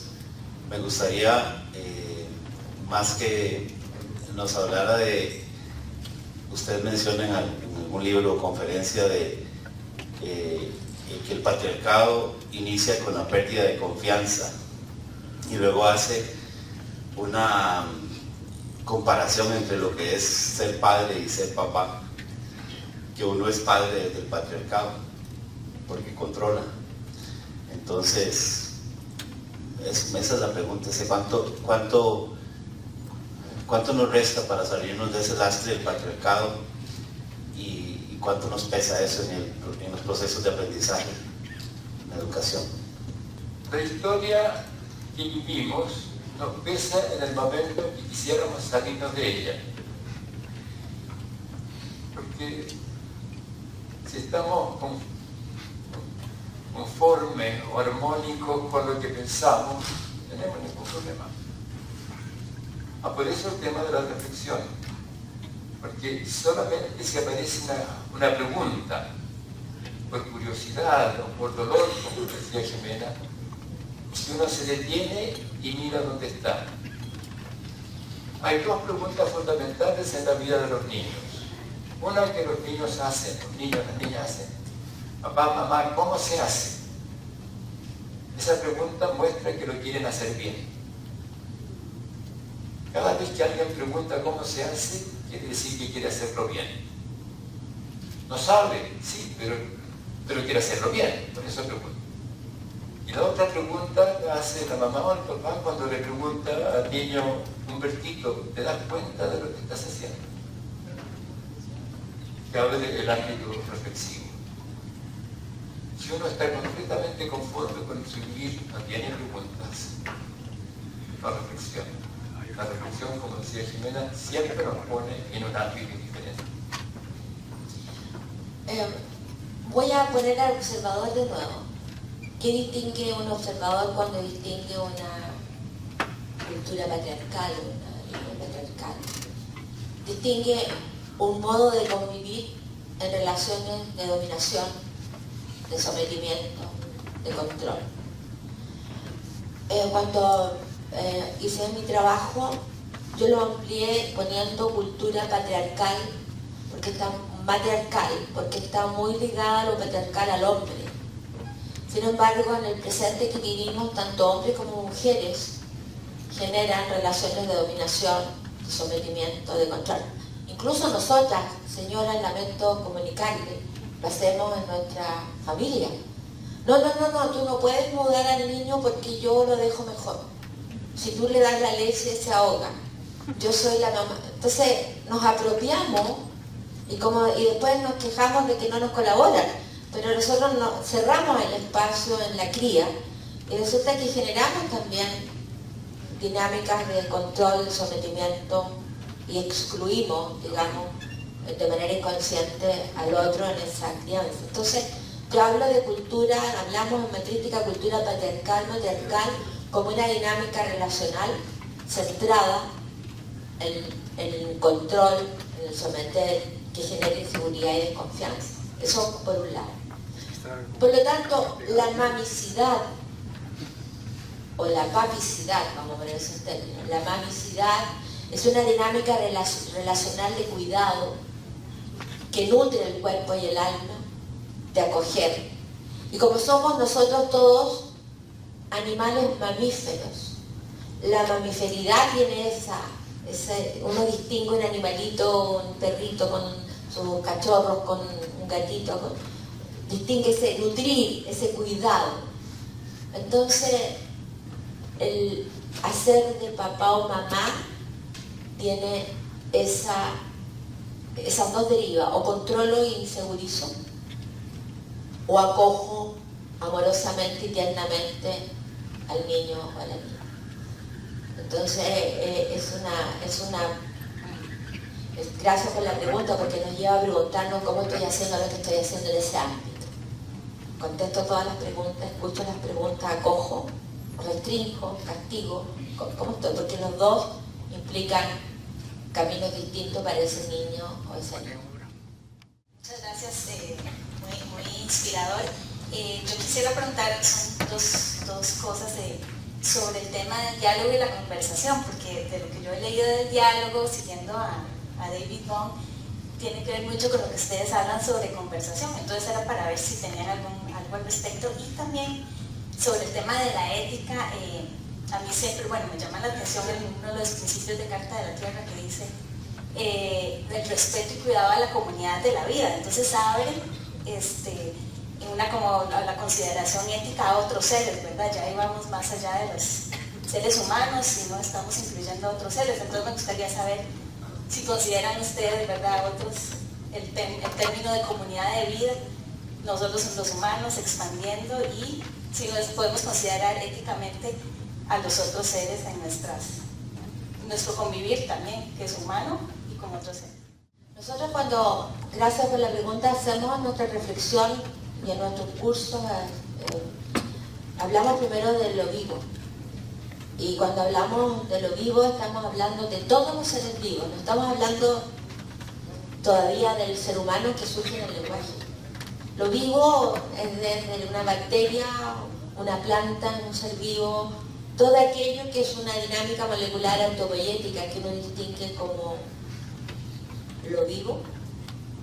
Estamos en ese dominio nosotros haciendo estas distinciones de lo vivo, que es toda dinámica molecular autopoyética. Y después aparece el humano, cuando este ser vivo humano, que es este ser vivo que es una dinámica molecular compuesta por muchas dinámicas moleculares autopoyéticas, surge en el lenguajear, en el conversar, reflexionar, y surge el humano. Por lo tanto, cuando hablamos hoy día en matrística de la regeneración cultural, ecológica, espiritual, estamos hablando de una regeneración de todo el espacio de seres vivos, donde incluimos a lo que llamaríamos nuestros hermanos menores y nosotros como La diferencia es que nosotros los seres humanos tenemos una herramienta que es la reflexión, que no tienen otros seres vivos. Cuando surgen los seres vivos en la Tierra, hará unos 3.800 millones de años. Hay este nuevo supuesto, uno puede mostrar fósiles microscópicos, estructuras que tienen que haber sido bacterias mínimas, muy pequeñitas. Pero en términos generales, cuando surgen los primeros seres vivos, surge también el ámbito ecológico en el cual pueden realizarse los seres vivos no existen en el vacío relacional, existen en un ámbito molecular que los hace posible y que es particular para cada ser vivo como su forma de vivir. Es lo que llamamos nosotros el nicho ecológico. Se constituye una unidad operacional, organismo y nicho. El organismo y su nicho ecológico van juntos. Usamos con frecuencia como ejemplo algo que hacemos, que se puede hacer y se está haciendo, que es un viaje fuera de la Tierra, por ejemplo, ir a la Luna. ¿De qué se ocupa uno si quiere viajar a la Luna y volver? Se ocupa de llevar todo aquello que es adecuado para la realización de su vivir. O sea, de llevar su nicho ecológico. Una nave que lo contenga, alimentos, oxígeno, presión, agua, incluso un procedimiento de interacción con la Tierra. O sea, uno se lleva su nicho ecológico. porque de hecho uno anda con su nicho ecológico no como una carga de repollos del cuento que está ahí al final del árbol del conocimiento, sino que como parte del mundo de la realización de su vivir. Los seres vivos se mueren cuando se acaba la autopoiesis molecular, y se puede acabar de dos maneras: por desarmonías internas, que no se realiza más, o por desarmonías con el nicho ecológico, que no permite la realización de la autopoiesis molecular. Entonces, esta unidad en su origen es armónica. No es cuestión de equilibrio, es armónica, está cambiando continuamente y cambia a lo largo de la historia evolutiva de los seres vivos en la formación de redes de organismos entrelazados, de modo que son nichos ecológicos entrelazados constituyendo una biosfera. La biosfera es el entrelazamiento de la realización de los distintos modos de vivir, de las distintas formas de vivir que van surgiendo en la conservación de la unidad ecológica, organismo nicho en continua transformación a lo largo de la historia. De modo que, por eso es que cuando hacemos cualquier observación en nuestro mundo alrededor, nunca es caótico. Que cuando hay desarmonías, hay disrupción y los seres vivos se mueren. Pero es una armonía que se ha conservado como armonía en la continua transformación de lo que se conserva desde el origen de los seres vivos hasta el presente. Así que esa es parte también de entender esto, de la riqueza de poder entender cómo aplicamos, por ejemplo, la ciencia es posible solamente porque no estamos en un ámbito inarmónico. Entonces podemos operar reflexivamente en nuestro vivir en el lenguaje, mirando las armonías de ese ámbito de existencia que aparece con lo que hacemos en nuestro vivir. O sea, somos una unidad ecológica organismo nicho, y los bordes del nicho son infinitos, en tanto está compuesto por nuestras experiencias. Nuestras experiencias van siendo cada día, van alimentando ese nicho. La experiencia es aquello que nos distingue que le sucede, porque aquello que uno no distingue que le sucede no es parte de la experiencia de uno. Por lo tanto, el nicho que uno vive es tan amplio como experiencias vividas, como praxis vivida. Es aquello que yo distingo. Lo que pensamos, las teorías que tenemos son parte de nuestro nicho ecológico. Aparecen ahí. Y las teorías no son triviales, pero son delicadas. Es decir, lo delicado no está en la teoría, sino en el apego que podamos tener a la teoría. Toda teoría es un constructo lógico a partir de ciertas premisas fundamentales y se conservan en las transformaciones lógicas a las cuales nos referimos. Por lo tanto, no es el tema de la teoría en sí, sino que del apego que uno tenga, claro, o de la certeza que uno tenga, y de la libertad que uno tenga de soltar para reflexionar. Porque nosotros siempre podemos reflexionar, porque siempre podemos hacer este pasito que mostraba Jimena, salirnos y mirar. Yo tengo la teoría tanto, ¿cuáles son los fundamentos? Dame. Oh, mira, si tú te sales y miras, encuentro, por ejemplo, con la geometría euclidiana, los 5 postulados de la geometría euclidiana, que son los fundamentos del constructo teórico lógico, que es la geometría euclidiana. O está lo otro. Humberto, yo tengo una teoría ¿sí? fantástica y yo te quiero convencer a ti de que mi teoría es lo válido. ¿Me quieres convencer? Sí. O sea, ¿me quieres vencer en el Quiero pensar? vencer en el pensar y te quiero que aceptes de teoría. Pero revisemos los fundamentos de tu teoría. No, porque si uno revisa los fundamentos, puede cambiar de opinión. Y como yo tengo una teoría de la verdad absoluta, no quiero cambiar de opinión. Pues yo quiero poder cambiar de opinión.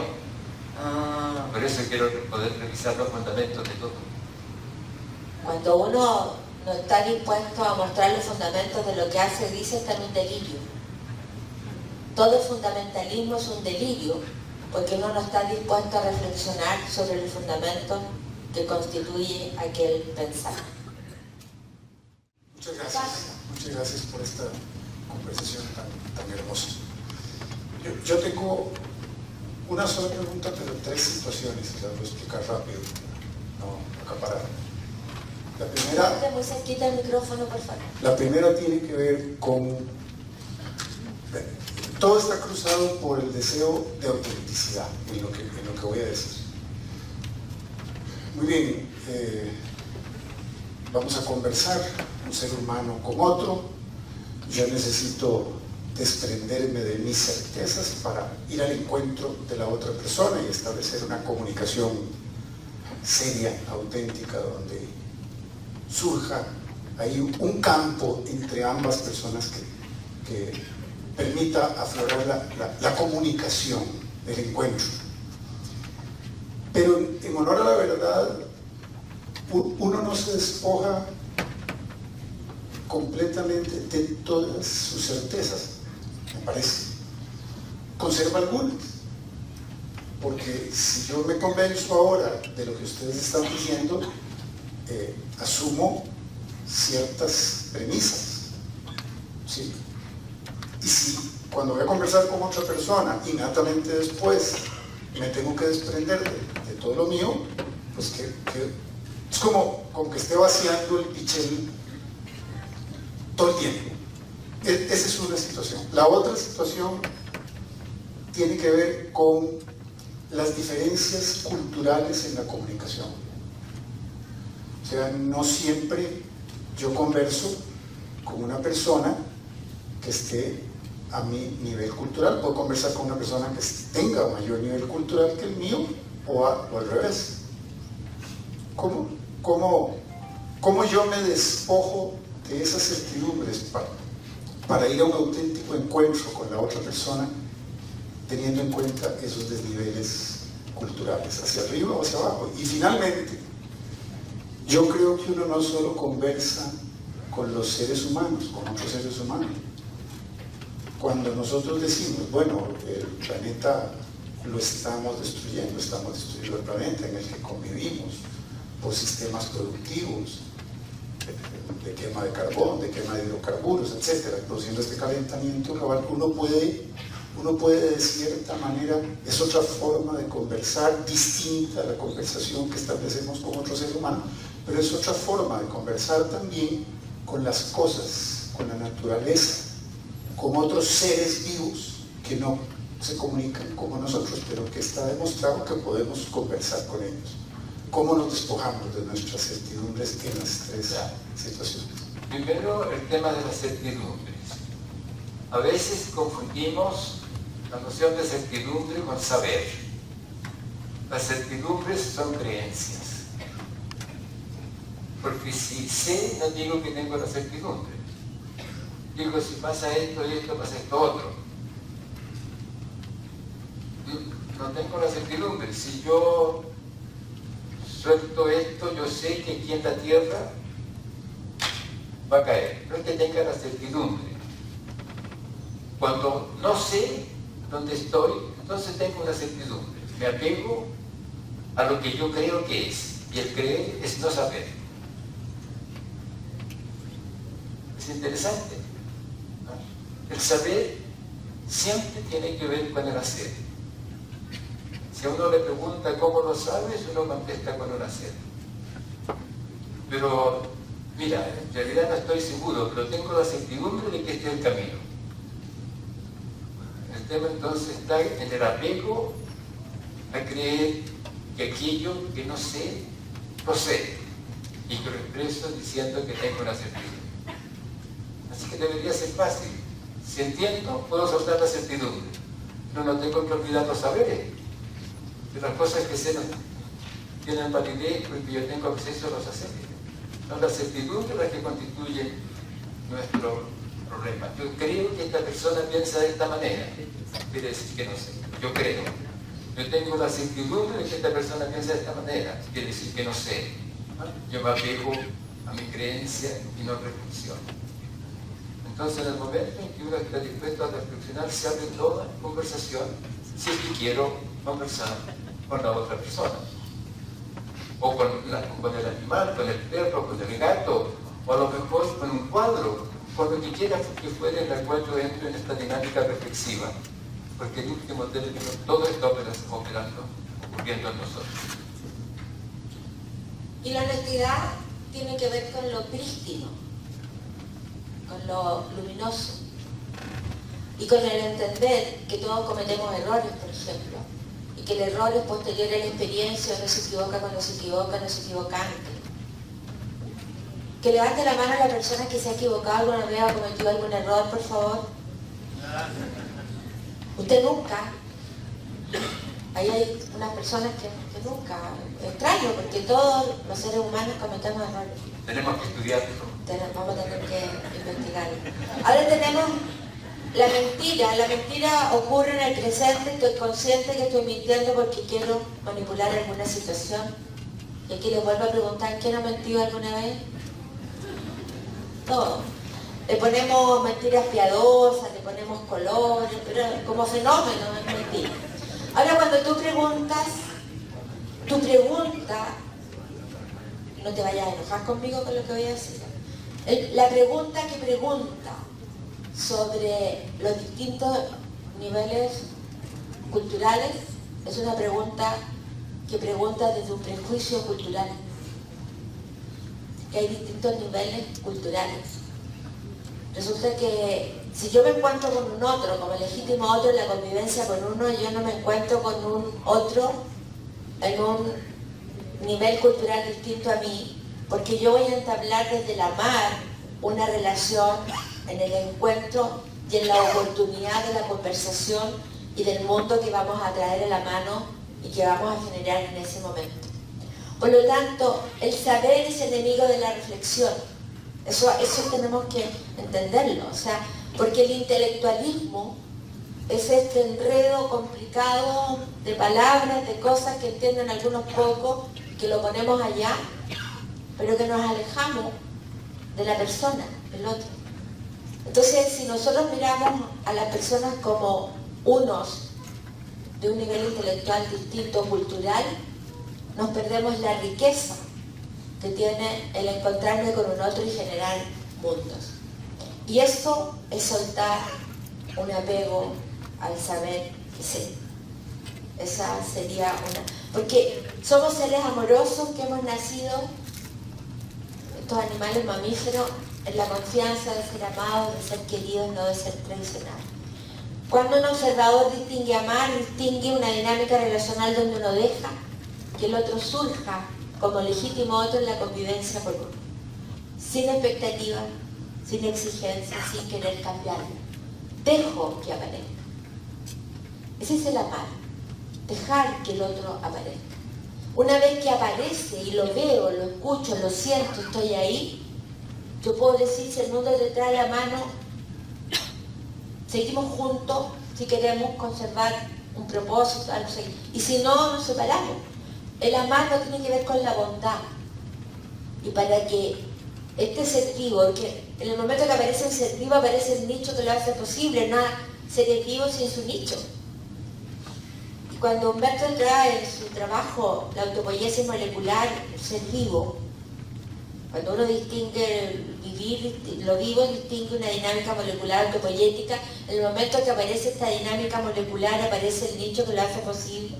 ¿Y para que ese nicho se conserve en esa dinámica?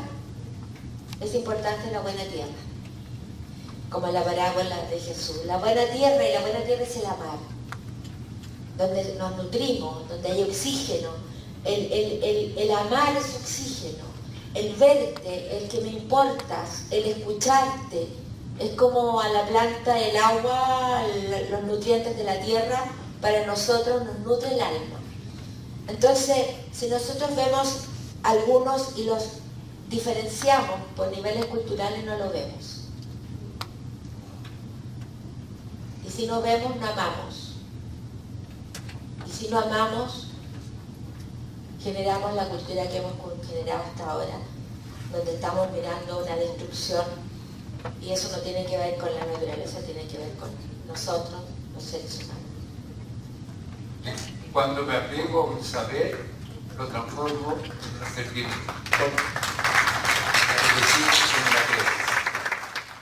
Me parece parece que hay un aporte fundamental de Maturana al mundo que tiene que ver con el reconocimiento de ser seres emocionales y compartir eso con el resto de los seres vivos. Desde esta perspectiva, esto ha impactado muy fuertemente en la medicina, lo que se ha dado a llamar la nueva medicina germánica, que reenfoca toda la visión del cáncer desde conflictos emocionales, ¿verdad? En ese sentido, me parece muy importante este aporte. Pero entonces la pregunta sería cómo esta dimensión emocional impacta los criterios de validación científica. Esa sería una primera parte. La otra tiene que ver con el concepto de autopoiesis, que viene a ampliar el concepto de homeostasis o negentropía de la teoría general de sistemas. En la medida de brindar o extender la capacidad de revertir la segunda ley de la termodinámica a sistemas no sociales, al resto de los seres vivos. La pregunta ahora sería si podemos ir más allá de hablar de autopoiesis molecular y entonces ver el planeta y los tradicionalmente llamados seres no vivos como, ya no solo como nicho ecológico, sino también como seres autopoéticos. Muchas gracias. O sea, su pregunta da con seminario aparte. Porque no es una pregunta, es un seminario.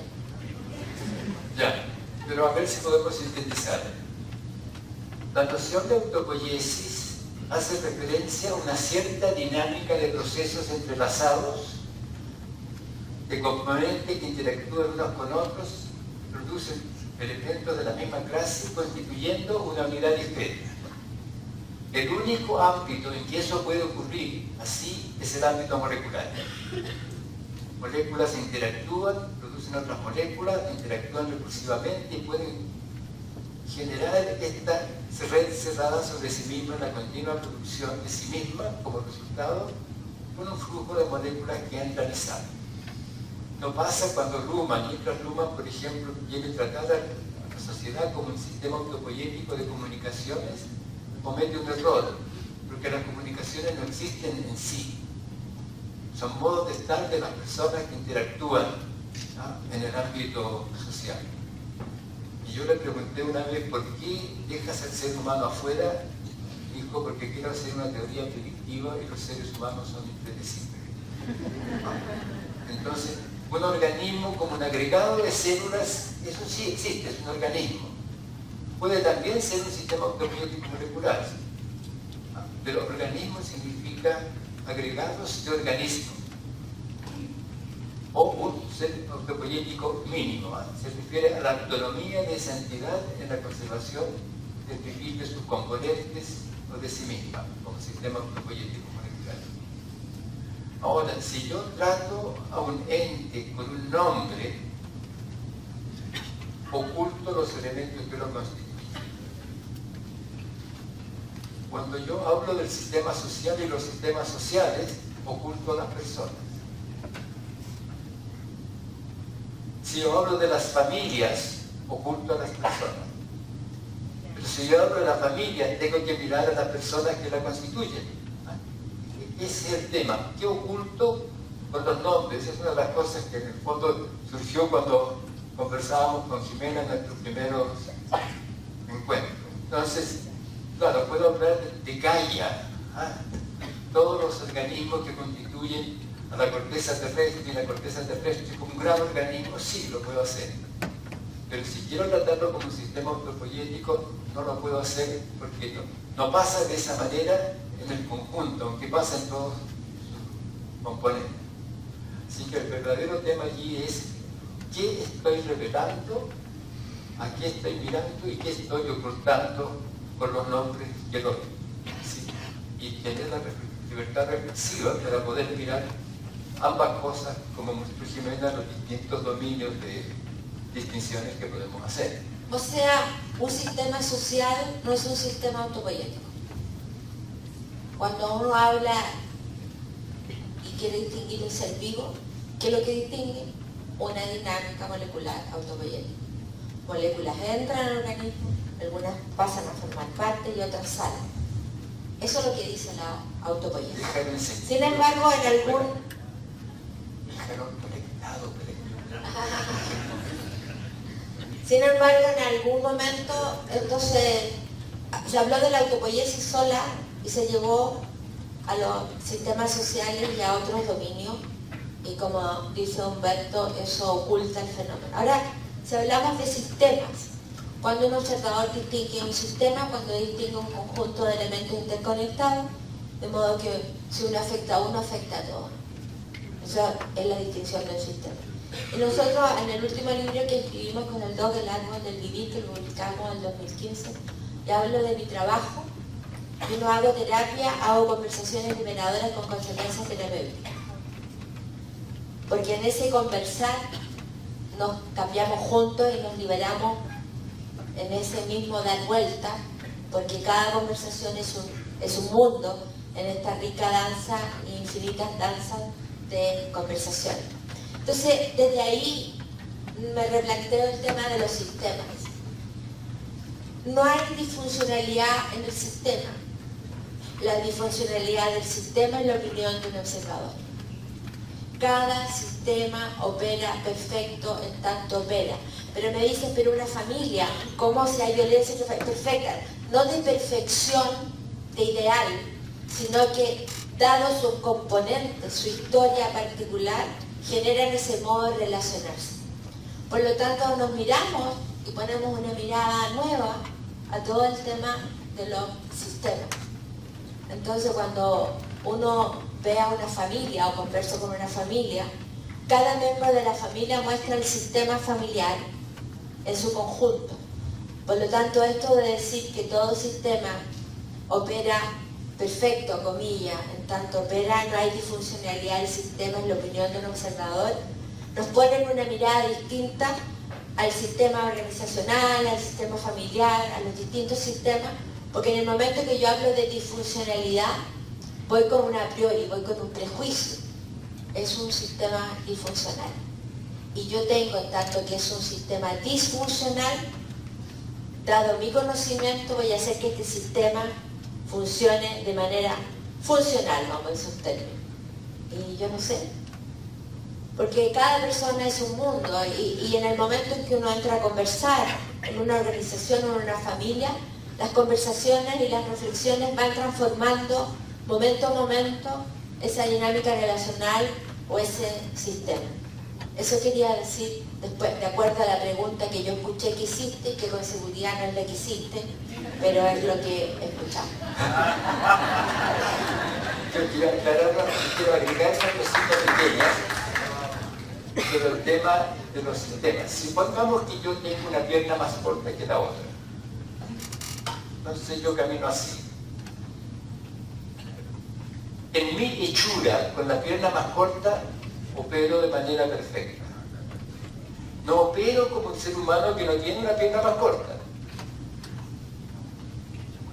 Pero yo, como estoy hecho, opero de una manera perfecta. Pero que la única forma perfecta, ahí quiere decir de la única manera que puedo operar, en realidad, a lo mejor eso es lo que uno tiene que destacar. A mí me gusta poner perfecto porque genera reflexión. Ya. A ver, ¿cómo perfecto? Muy bien. Y hay no, pues una familia que hay violencia, no opera pero por eso la palabra perfección, para después desentrañarla, nos está diciendo esto que dice Humberto, opera de la única manera que puede operar. Otra pregunta tenía que ver, en tu caso, con las emociones. Me acordé ahora. Y del cáncer, que toda una mirada nueva que hay. Cuando Humberto puede dibujar el organismo en nicho. No sé, ahora no sé si puedo, porque hace un ratito no podía. En tanto somos una unidad ecológica organismo nicho.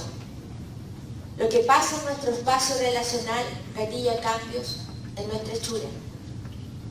Y en el momento en que gatilla cambios en nuestra hechura, en nuestro sentir, en nuestras emociones, gatilla también cambia nuestra dinámica relacional. Entonces, en esta noción que nosotros traemos en el libro El árbol del vivir del 2015, aparece la noción de unidad ecológica organismo nicho. Por lo tanto, podemos decir que lo que comemos, el aire que respiramos, las emociones que vivimos, gatillan en nosotros nuestro modo de vivir y el cáncer, porque el ser vivo no se enferma, opera de la mejor manera que puede operar en el momento que opere. Por lo tanto, la enfermedad también, cuando uno dice me duele algo, va al médico, pero el sistema hizo lo que hizo de acuerdo al nicho en que ese ser vivo generaba con su vivir. Por lo tanto, ¿tienen que ver las emociones? Claro que tiene que ver el mundo emocional. Si yo vivo en la rabia, vivo en la melancolía, vivo en el odio, vivo en el resentimiento, pasa algo en mi emoción, pero aún más allá, en mis sentires íntimos. Nosotros vivimos en una configuración de sentires íntimos que me es propia, que yo no puedo manipular. Por lo tanto, yo puedo mostrar una emoción, mostrar que estoy alegre y contenta, y en el fondo, en mi sentir, estoy haciendo lo que hacen los grandes actores en el escenario, mostrar una emoción, aprenden a hacerlo, y en el fondo a veces están sintiendo otra cosa. Entonces, cuando hablamos de la honestidad, de esta transparencia, es esa coherencia en el sentir y en el emocional en uno. Es estar ahí, en el amarse uno mismo, estar entero ahí. Y esto que nos mostró el doctor Humberto es la unidad ecológica organismo nicho. El nicho ecológico casi inevitablemente lo dibujamos como externo, pero resulta que todo está ocurriendo internamente en nosotros, así que esta es una imagen para hacer referencia. Aquí hay dinámicas diferentes, ¿eh? Todos los aspectos del modo de vivir. Si yo tengo una teoría, eso es parte de mi modo de vivir. Si tengo una creencia religiosa, eso es parte de mi modo de vivir. Si tengo un cierto hábito cualquiera, es parte de mi modo de vivir, porque guía la realización de la autopoiesis.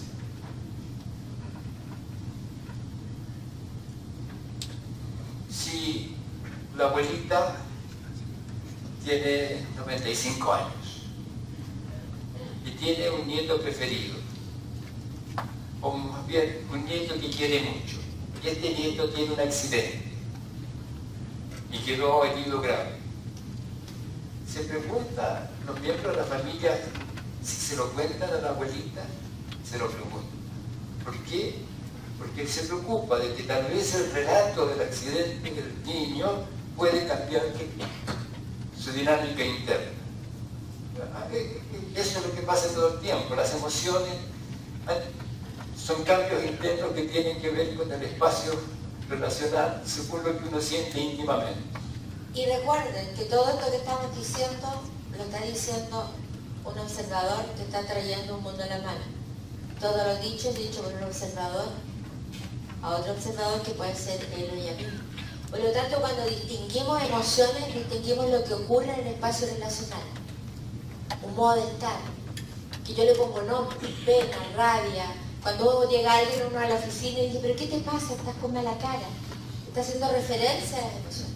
Sin embargo, aquí en esta primera mirada que pusimos está nuestra fisiología y aquí está nuestra configuración de sentires íntimos.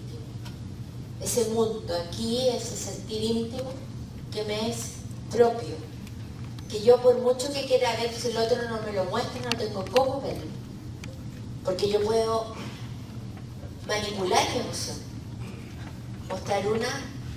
Y ese es el tema. ¿Cómo en este querer convivir, en este estar en el centro de lo mismo, cómo vivo en esa coherencia entre lo que hago, digo, pienso y siento? Esa es la experiencia de estar en el centro. ¿Alguna otra pregunta? Bueno, muchísimas gracias primero por hacer la ciencia tan fácil, que desde niño era una angustia enorme. Los seres humanos estamos enfrentando la intimidación más grande, que es el cambio climático. No ha existido especie nunca que haya tenido la capacidad de variar el clima. Y en esta convivencia pareciera ser que a veces no queremos cambiar nuestras zonas de confort. Más de 7.400 millones de seres humanos siguen aumentando la población, la economía sigue cada vez más perversa. ¿Cómo vemos la expectativa, la esperanza a través del amor o del afecto que pueda transformar estas conductas humanas? Desde ser humano yo común y corriente, no podemos no tener esperanza, porque si no estaríamos traicionando a todos nuestros niños, niñas y jóvenes que están creciendo de todos modos, y algunos ya están llegando en este momento. Por lo tanto, no tener esperanza sería la gran traición a todos ellos. Solo tenemos que tener la esperanza, y la esperanza está en cada uno de nosotros, en que hagamos de nuestro vivir en nuestra localidad un vivir en la ética, en la equidad, en el mutuo respeto, en la colaboración, en la honestidad, porque es en el vivir democrático. Porque el cambio cultural no pasa por un cambio de masas, el cambio cultural es un cambio, pasa por nosotros, por cada uno de nosotros, es una transformación individual.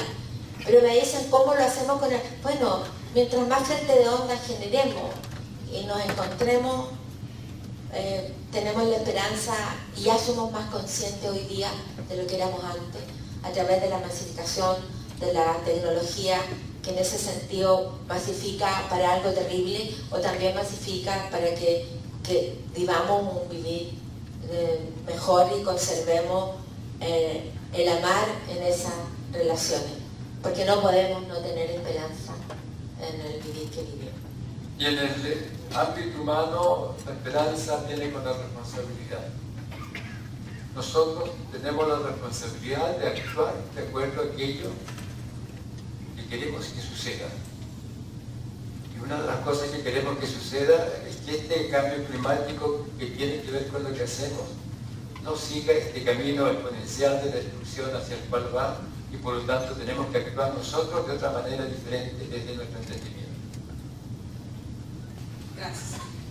¿Qué hace falta y qué debemos hacer, sobre todo como desde nuestro rol docente, para que la educación evolucione a comunidades realmente de aprendizajes y a la matrística? Pero desde el punto de vista de la retroalimentación homeostática, como usted dice, o sea, que sea positiva, sea negativa, que equilibre cuando se requiere, pero en esta interacción y estímulos, educación-familia, porque a veces se asume, se presume que la familia es el espacio de estas interacciones donde tiene que aprenderse a vivir, a convivir, a ser libre, a pensar, a ser feliz. Pero parece que no está quedando tiempo para eso. Si usted enciende la televisión, ¿verdad? Y eso es reflejo mucho de nuestra sociedad, parece que no está haciendo. Y si la educación, si hay horarios y si hay horas al día y un montón de años que se dedican a esto, y los seres humanos ahorita no sabemos cómo comer, sabemos cómo sobrevivir, pero no sabemos vivir ni ser felices ni para qué estudiamos. Entonces, ¿cómo hace falta para que inclusive estas familias que se ven como pequeños biotopos, ¿verdad? En estos diferentes ecosistemas que ustedes los decían, son las diferentes sociedades, las diferentes culturas, evolucionemos a esa gran bioma y a esa gran biosfera, ¿verdad?, de convivencia, pero en eso, o sea, desde la educación, porque están las mallas curriculares, están las personas que se nos pagan para tener personas ahí sentadas horas, pero realmente si no hay esa interacción positiva y negativa a veces, de equilibrio inclusive, que los educandos o los aprendientes más bien retroalimenten a las familias a tener esos espacios. ¿Qué hace falta y qué podemos hacer? Primero, decir y hacer una cosa muy simple, que es ¿qué distingue un observador cuando distingue educación? Es algo que no tiene que ver con los saberes. Educación es transformación en la convivencia, y nos transformamos desde el útero.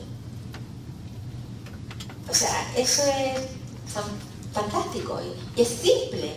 Yo digo que biología cultural es súper simple, si uno puede escucharla. Por lo tanto, si educación es transformación en la convivencia, no estamos hablando de entropía ni de equilibrio, estamos diciendo algo súper simple. Nos transformamos desde el útero. Un modo de vida de la mamá orientado a la droga es distinto en el útero de ese bebé que una mamá comiendo bien, estando feliz con lo que vive, y a veces con pocos recursos, pero acogiendo a ese niño que está en el útero, ya te está marcando algo en tu historia evolutiva humana, digamos. Por lo tanto, educación es transformación en la convivencia y nos estamos educando hasta que nos morimos, porque nos estamos transformando siempre. Enseñar es diferente porque enseñar es guiar la mirada. Lo que el profesor hace es guiar la mirada del alumno, de la alumna, es guiar la mirada. Y lo que además el profesor hace es educar las ganas de preguntar. Si un profesor no educa las ganas de preguntar, no es un buen profesor. Porque un profesor al educar las ganas de preguntar está dispuesto a cambiar él también, en un acto de reciprocidad amorosa. Yo no lo sé todo, soy profesor, pero no lo sé todo. Estoy dispuesto a que tú me muestres aquello que yo no sé y se establece una relación amorosa en el espacio del aula. Por eso por una parte. Por otra parte, la familia, entendida como este grupo de personas en el placer, es fundamental, porque el niño en su infancia va a preguntarle a los adultos, papá, ¿cómo es que yo nací? ¿Cómo papá? ¿Por qué la flor? Y uno le va enseñando el mundo, le va mostrando, y también el niño se está educando en el espacio psíquico relacional de esa familia.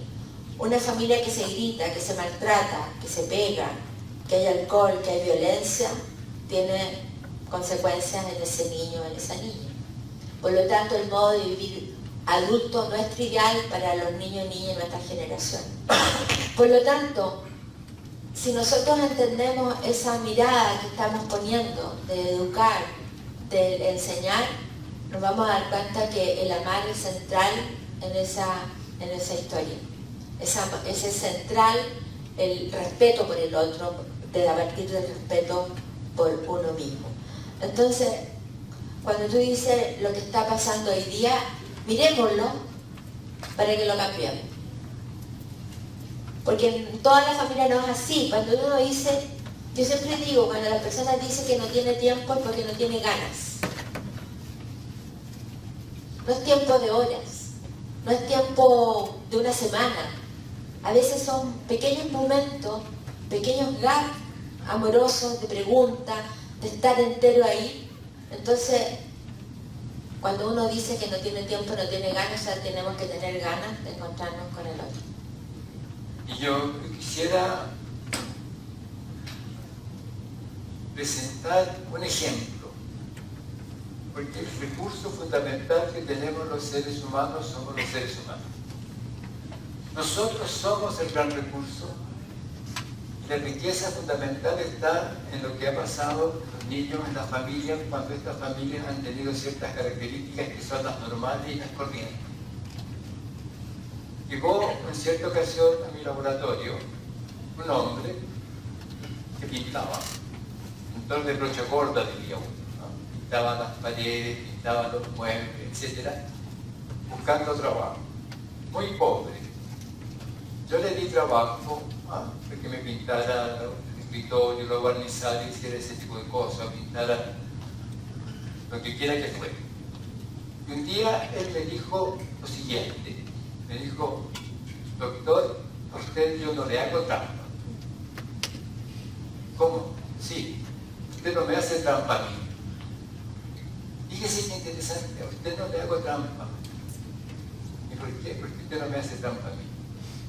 Enseguida me cuenta lo siguiente, que le pintó la casa a un señor X y la señora le regaló ropita para los niños. Él era muy pobre, vivía en la media agua, muy pobre. Y el señor cuando le fue a pagar, le descontó en el pago lo que la señora le había dado de ropa para los niños. Esa es la trampa. Pero me dijo otra cosa en otro momento. Era la época en Chile, había elecciones presidenciales y había 3 candidatos, o 2 candidatos, no me acuerdo, pero había 2. Uno era Frei, que es padre del otro Frei que fue presidente de la República, y el otro era Salvador Allende. Y me cuenta lo siguiente. Me fueron a ofrecer 50.000 pesos porque yo pusiese un retrato de Frei en mi casa, casucha. Pero ¿cómo voy a hacer eso si yo voy a votar por Allende? 50.000 pesos. ¿Pero cómo voy a hacer eso si yo voy a votar por Frei? 50.000 pesos. ¿Cómo voy a hacer eso si yo voy a votar por Allende? 50.000 pesos. ¿Cómo voy a hacer eso si yo voy a votar por Allende? Pero fíjense que yo soy más notable. Pobrísimo. No puede aceptar que le paguen 50.000 pesos por poner un retrato de la persona por el cual él no va a votar porque sería deshonesto. ¿Qué quiero destacar yo? Que nosotros somos el fundamento de la honestidad, el fundamento de todo lo que queremos, porque todo lo que queremos es un vivir democrático en el fondo. Entonces no tenemos que perder la esperanza de ninguna manera, porque nosotros somos el fundamento que puede llevarnos a evitar las catástrofes climáticas, que son catástrofes para nosotros, pero no para la Tierra, porque ha tenido muchos cambios climáticos. Y yo creo que por el respeto a ustedes también, y por el respeto a nosotros y lo que viene, vamos a poner un finicio a este conversatorio, porque si no, no vamos a poder seguir con lo que tenemos después, y también ustedes tendrán cosas que hacer. Así que muchas gracias. Muchas gracias.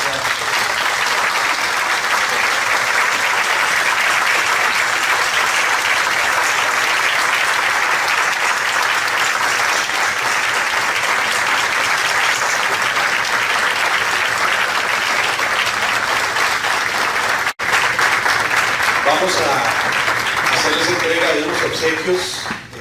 El señor rector me va a acompañar con el señor rector de la Universidad Nacional.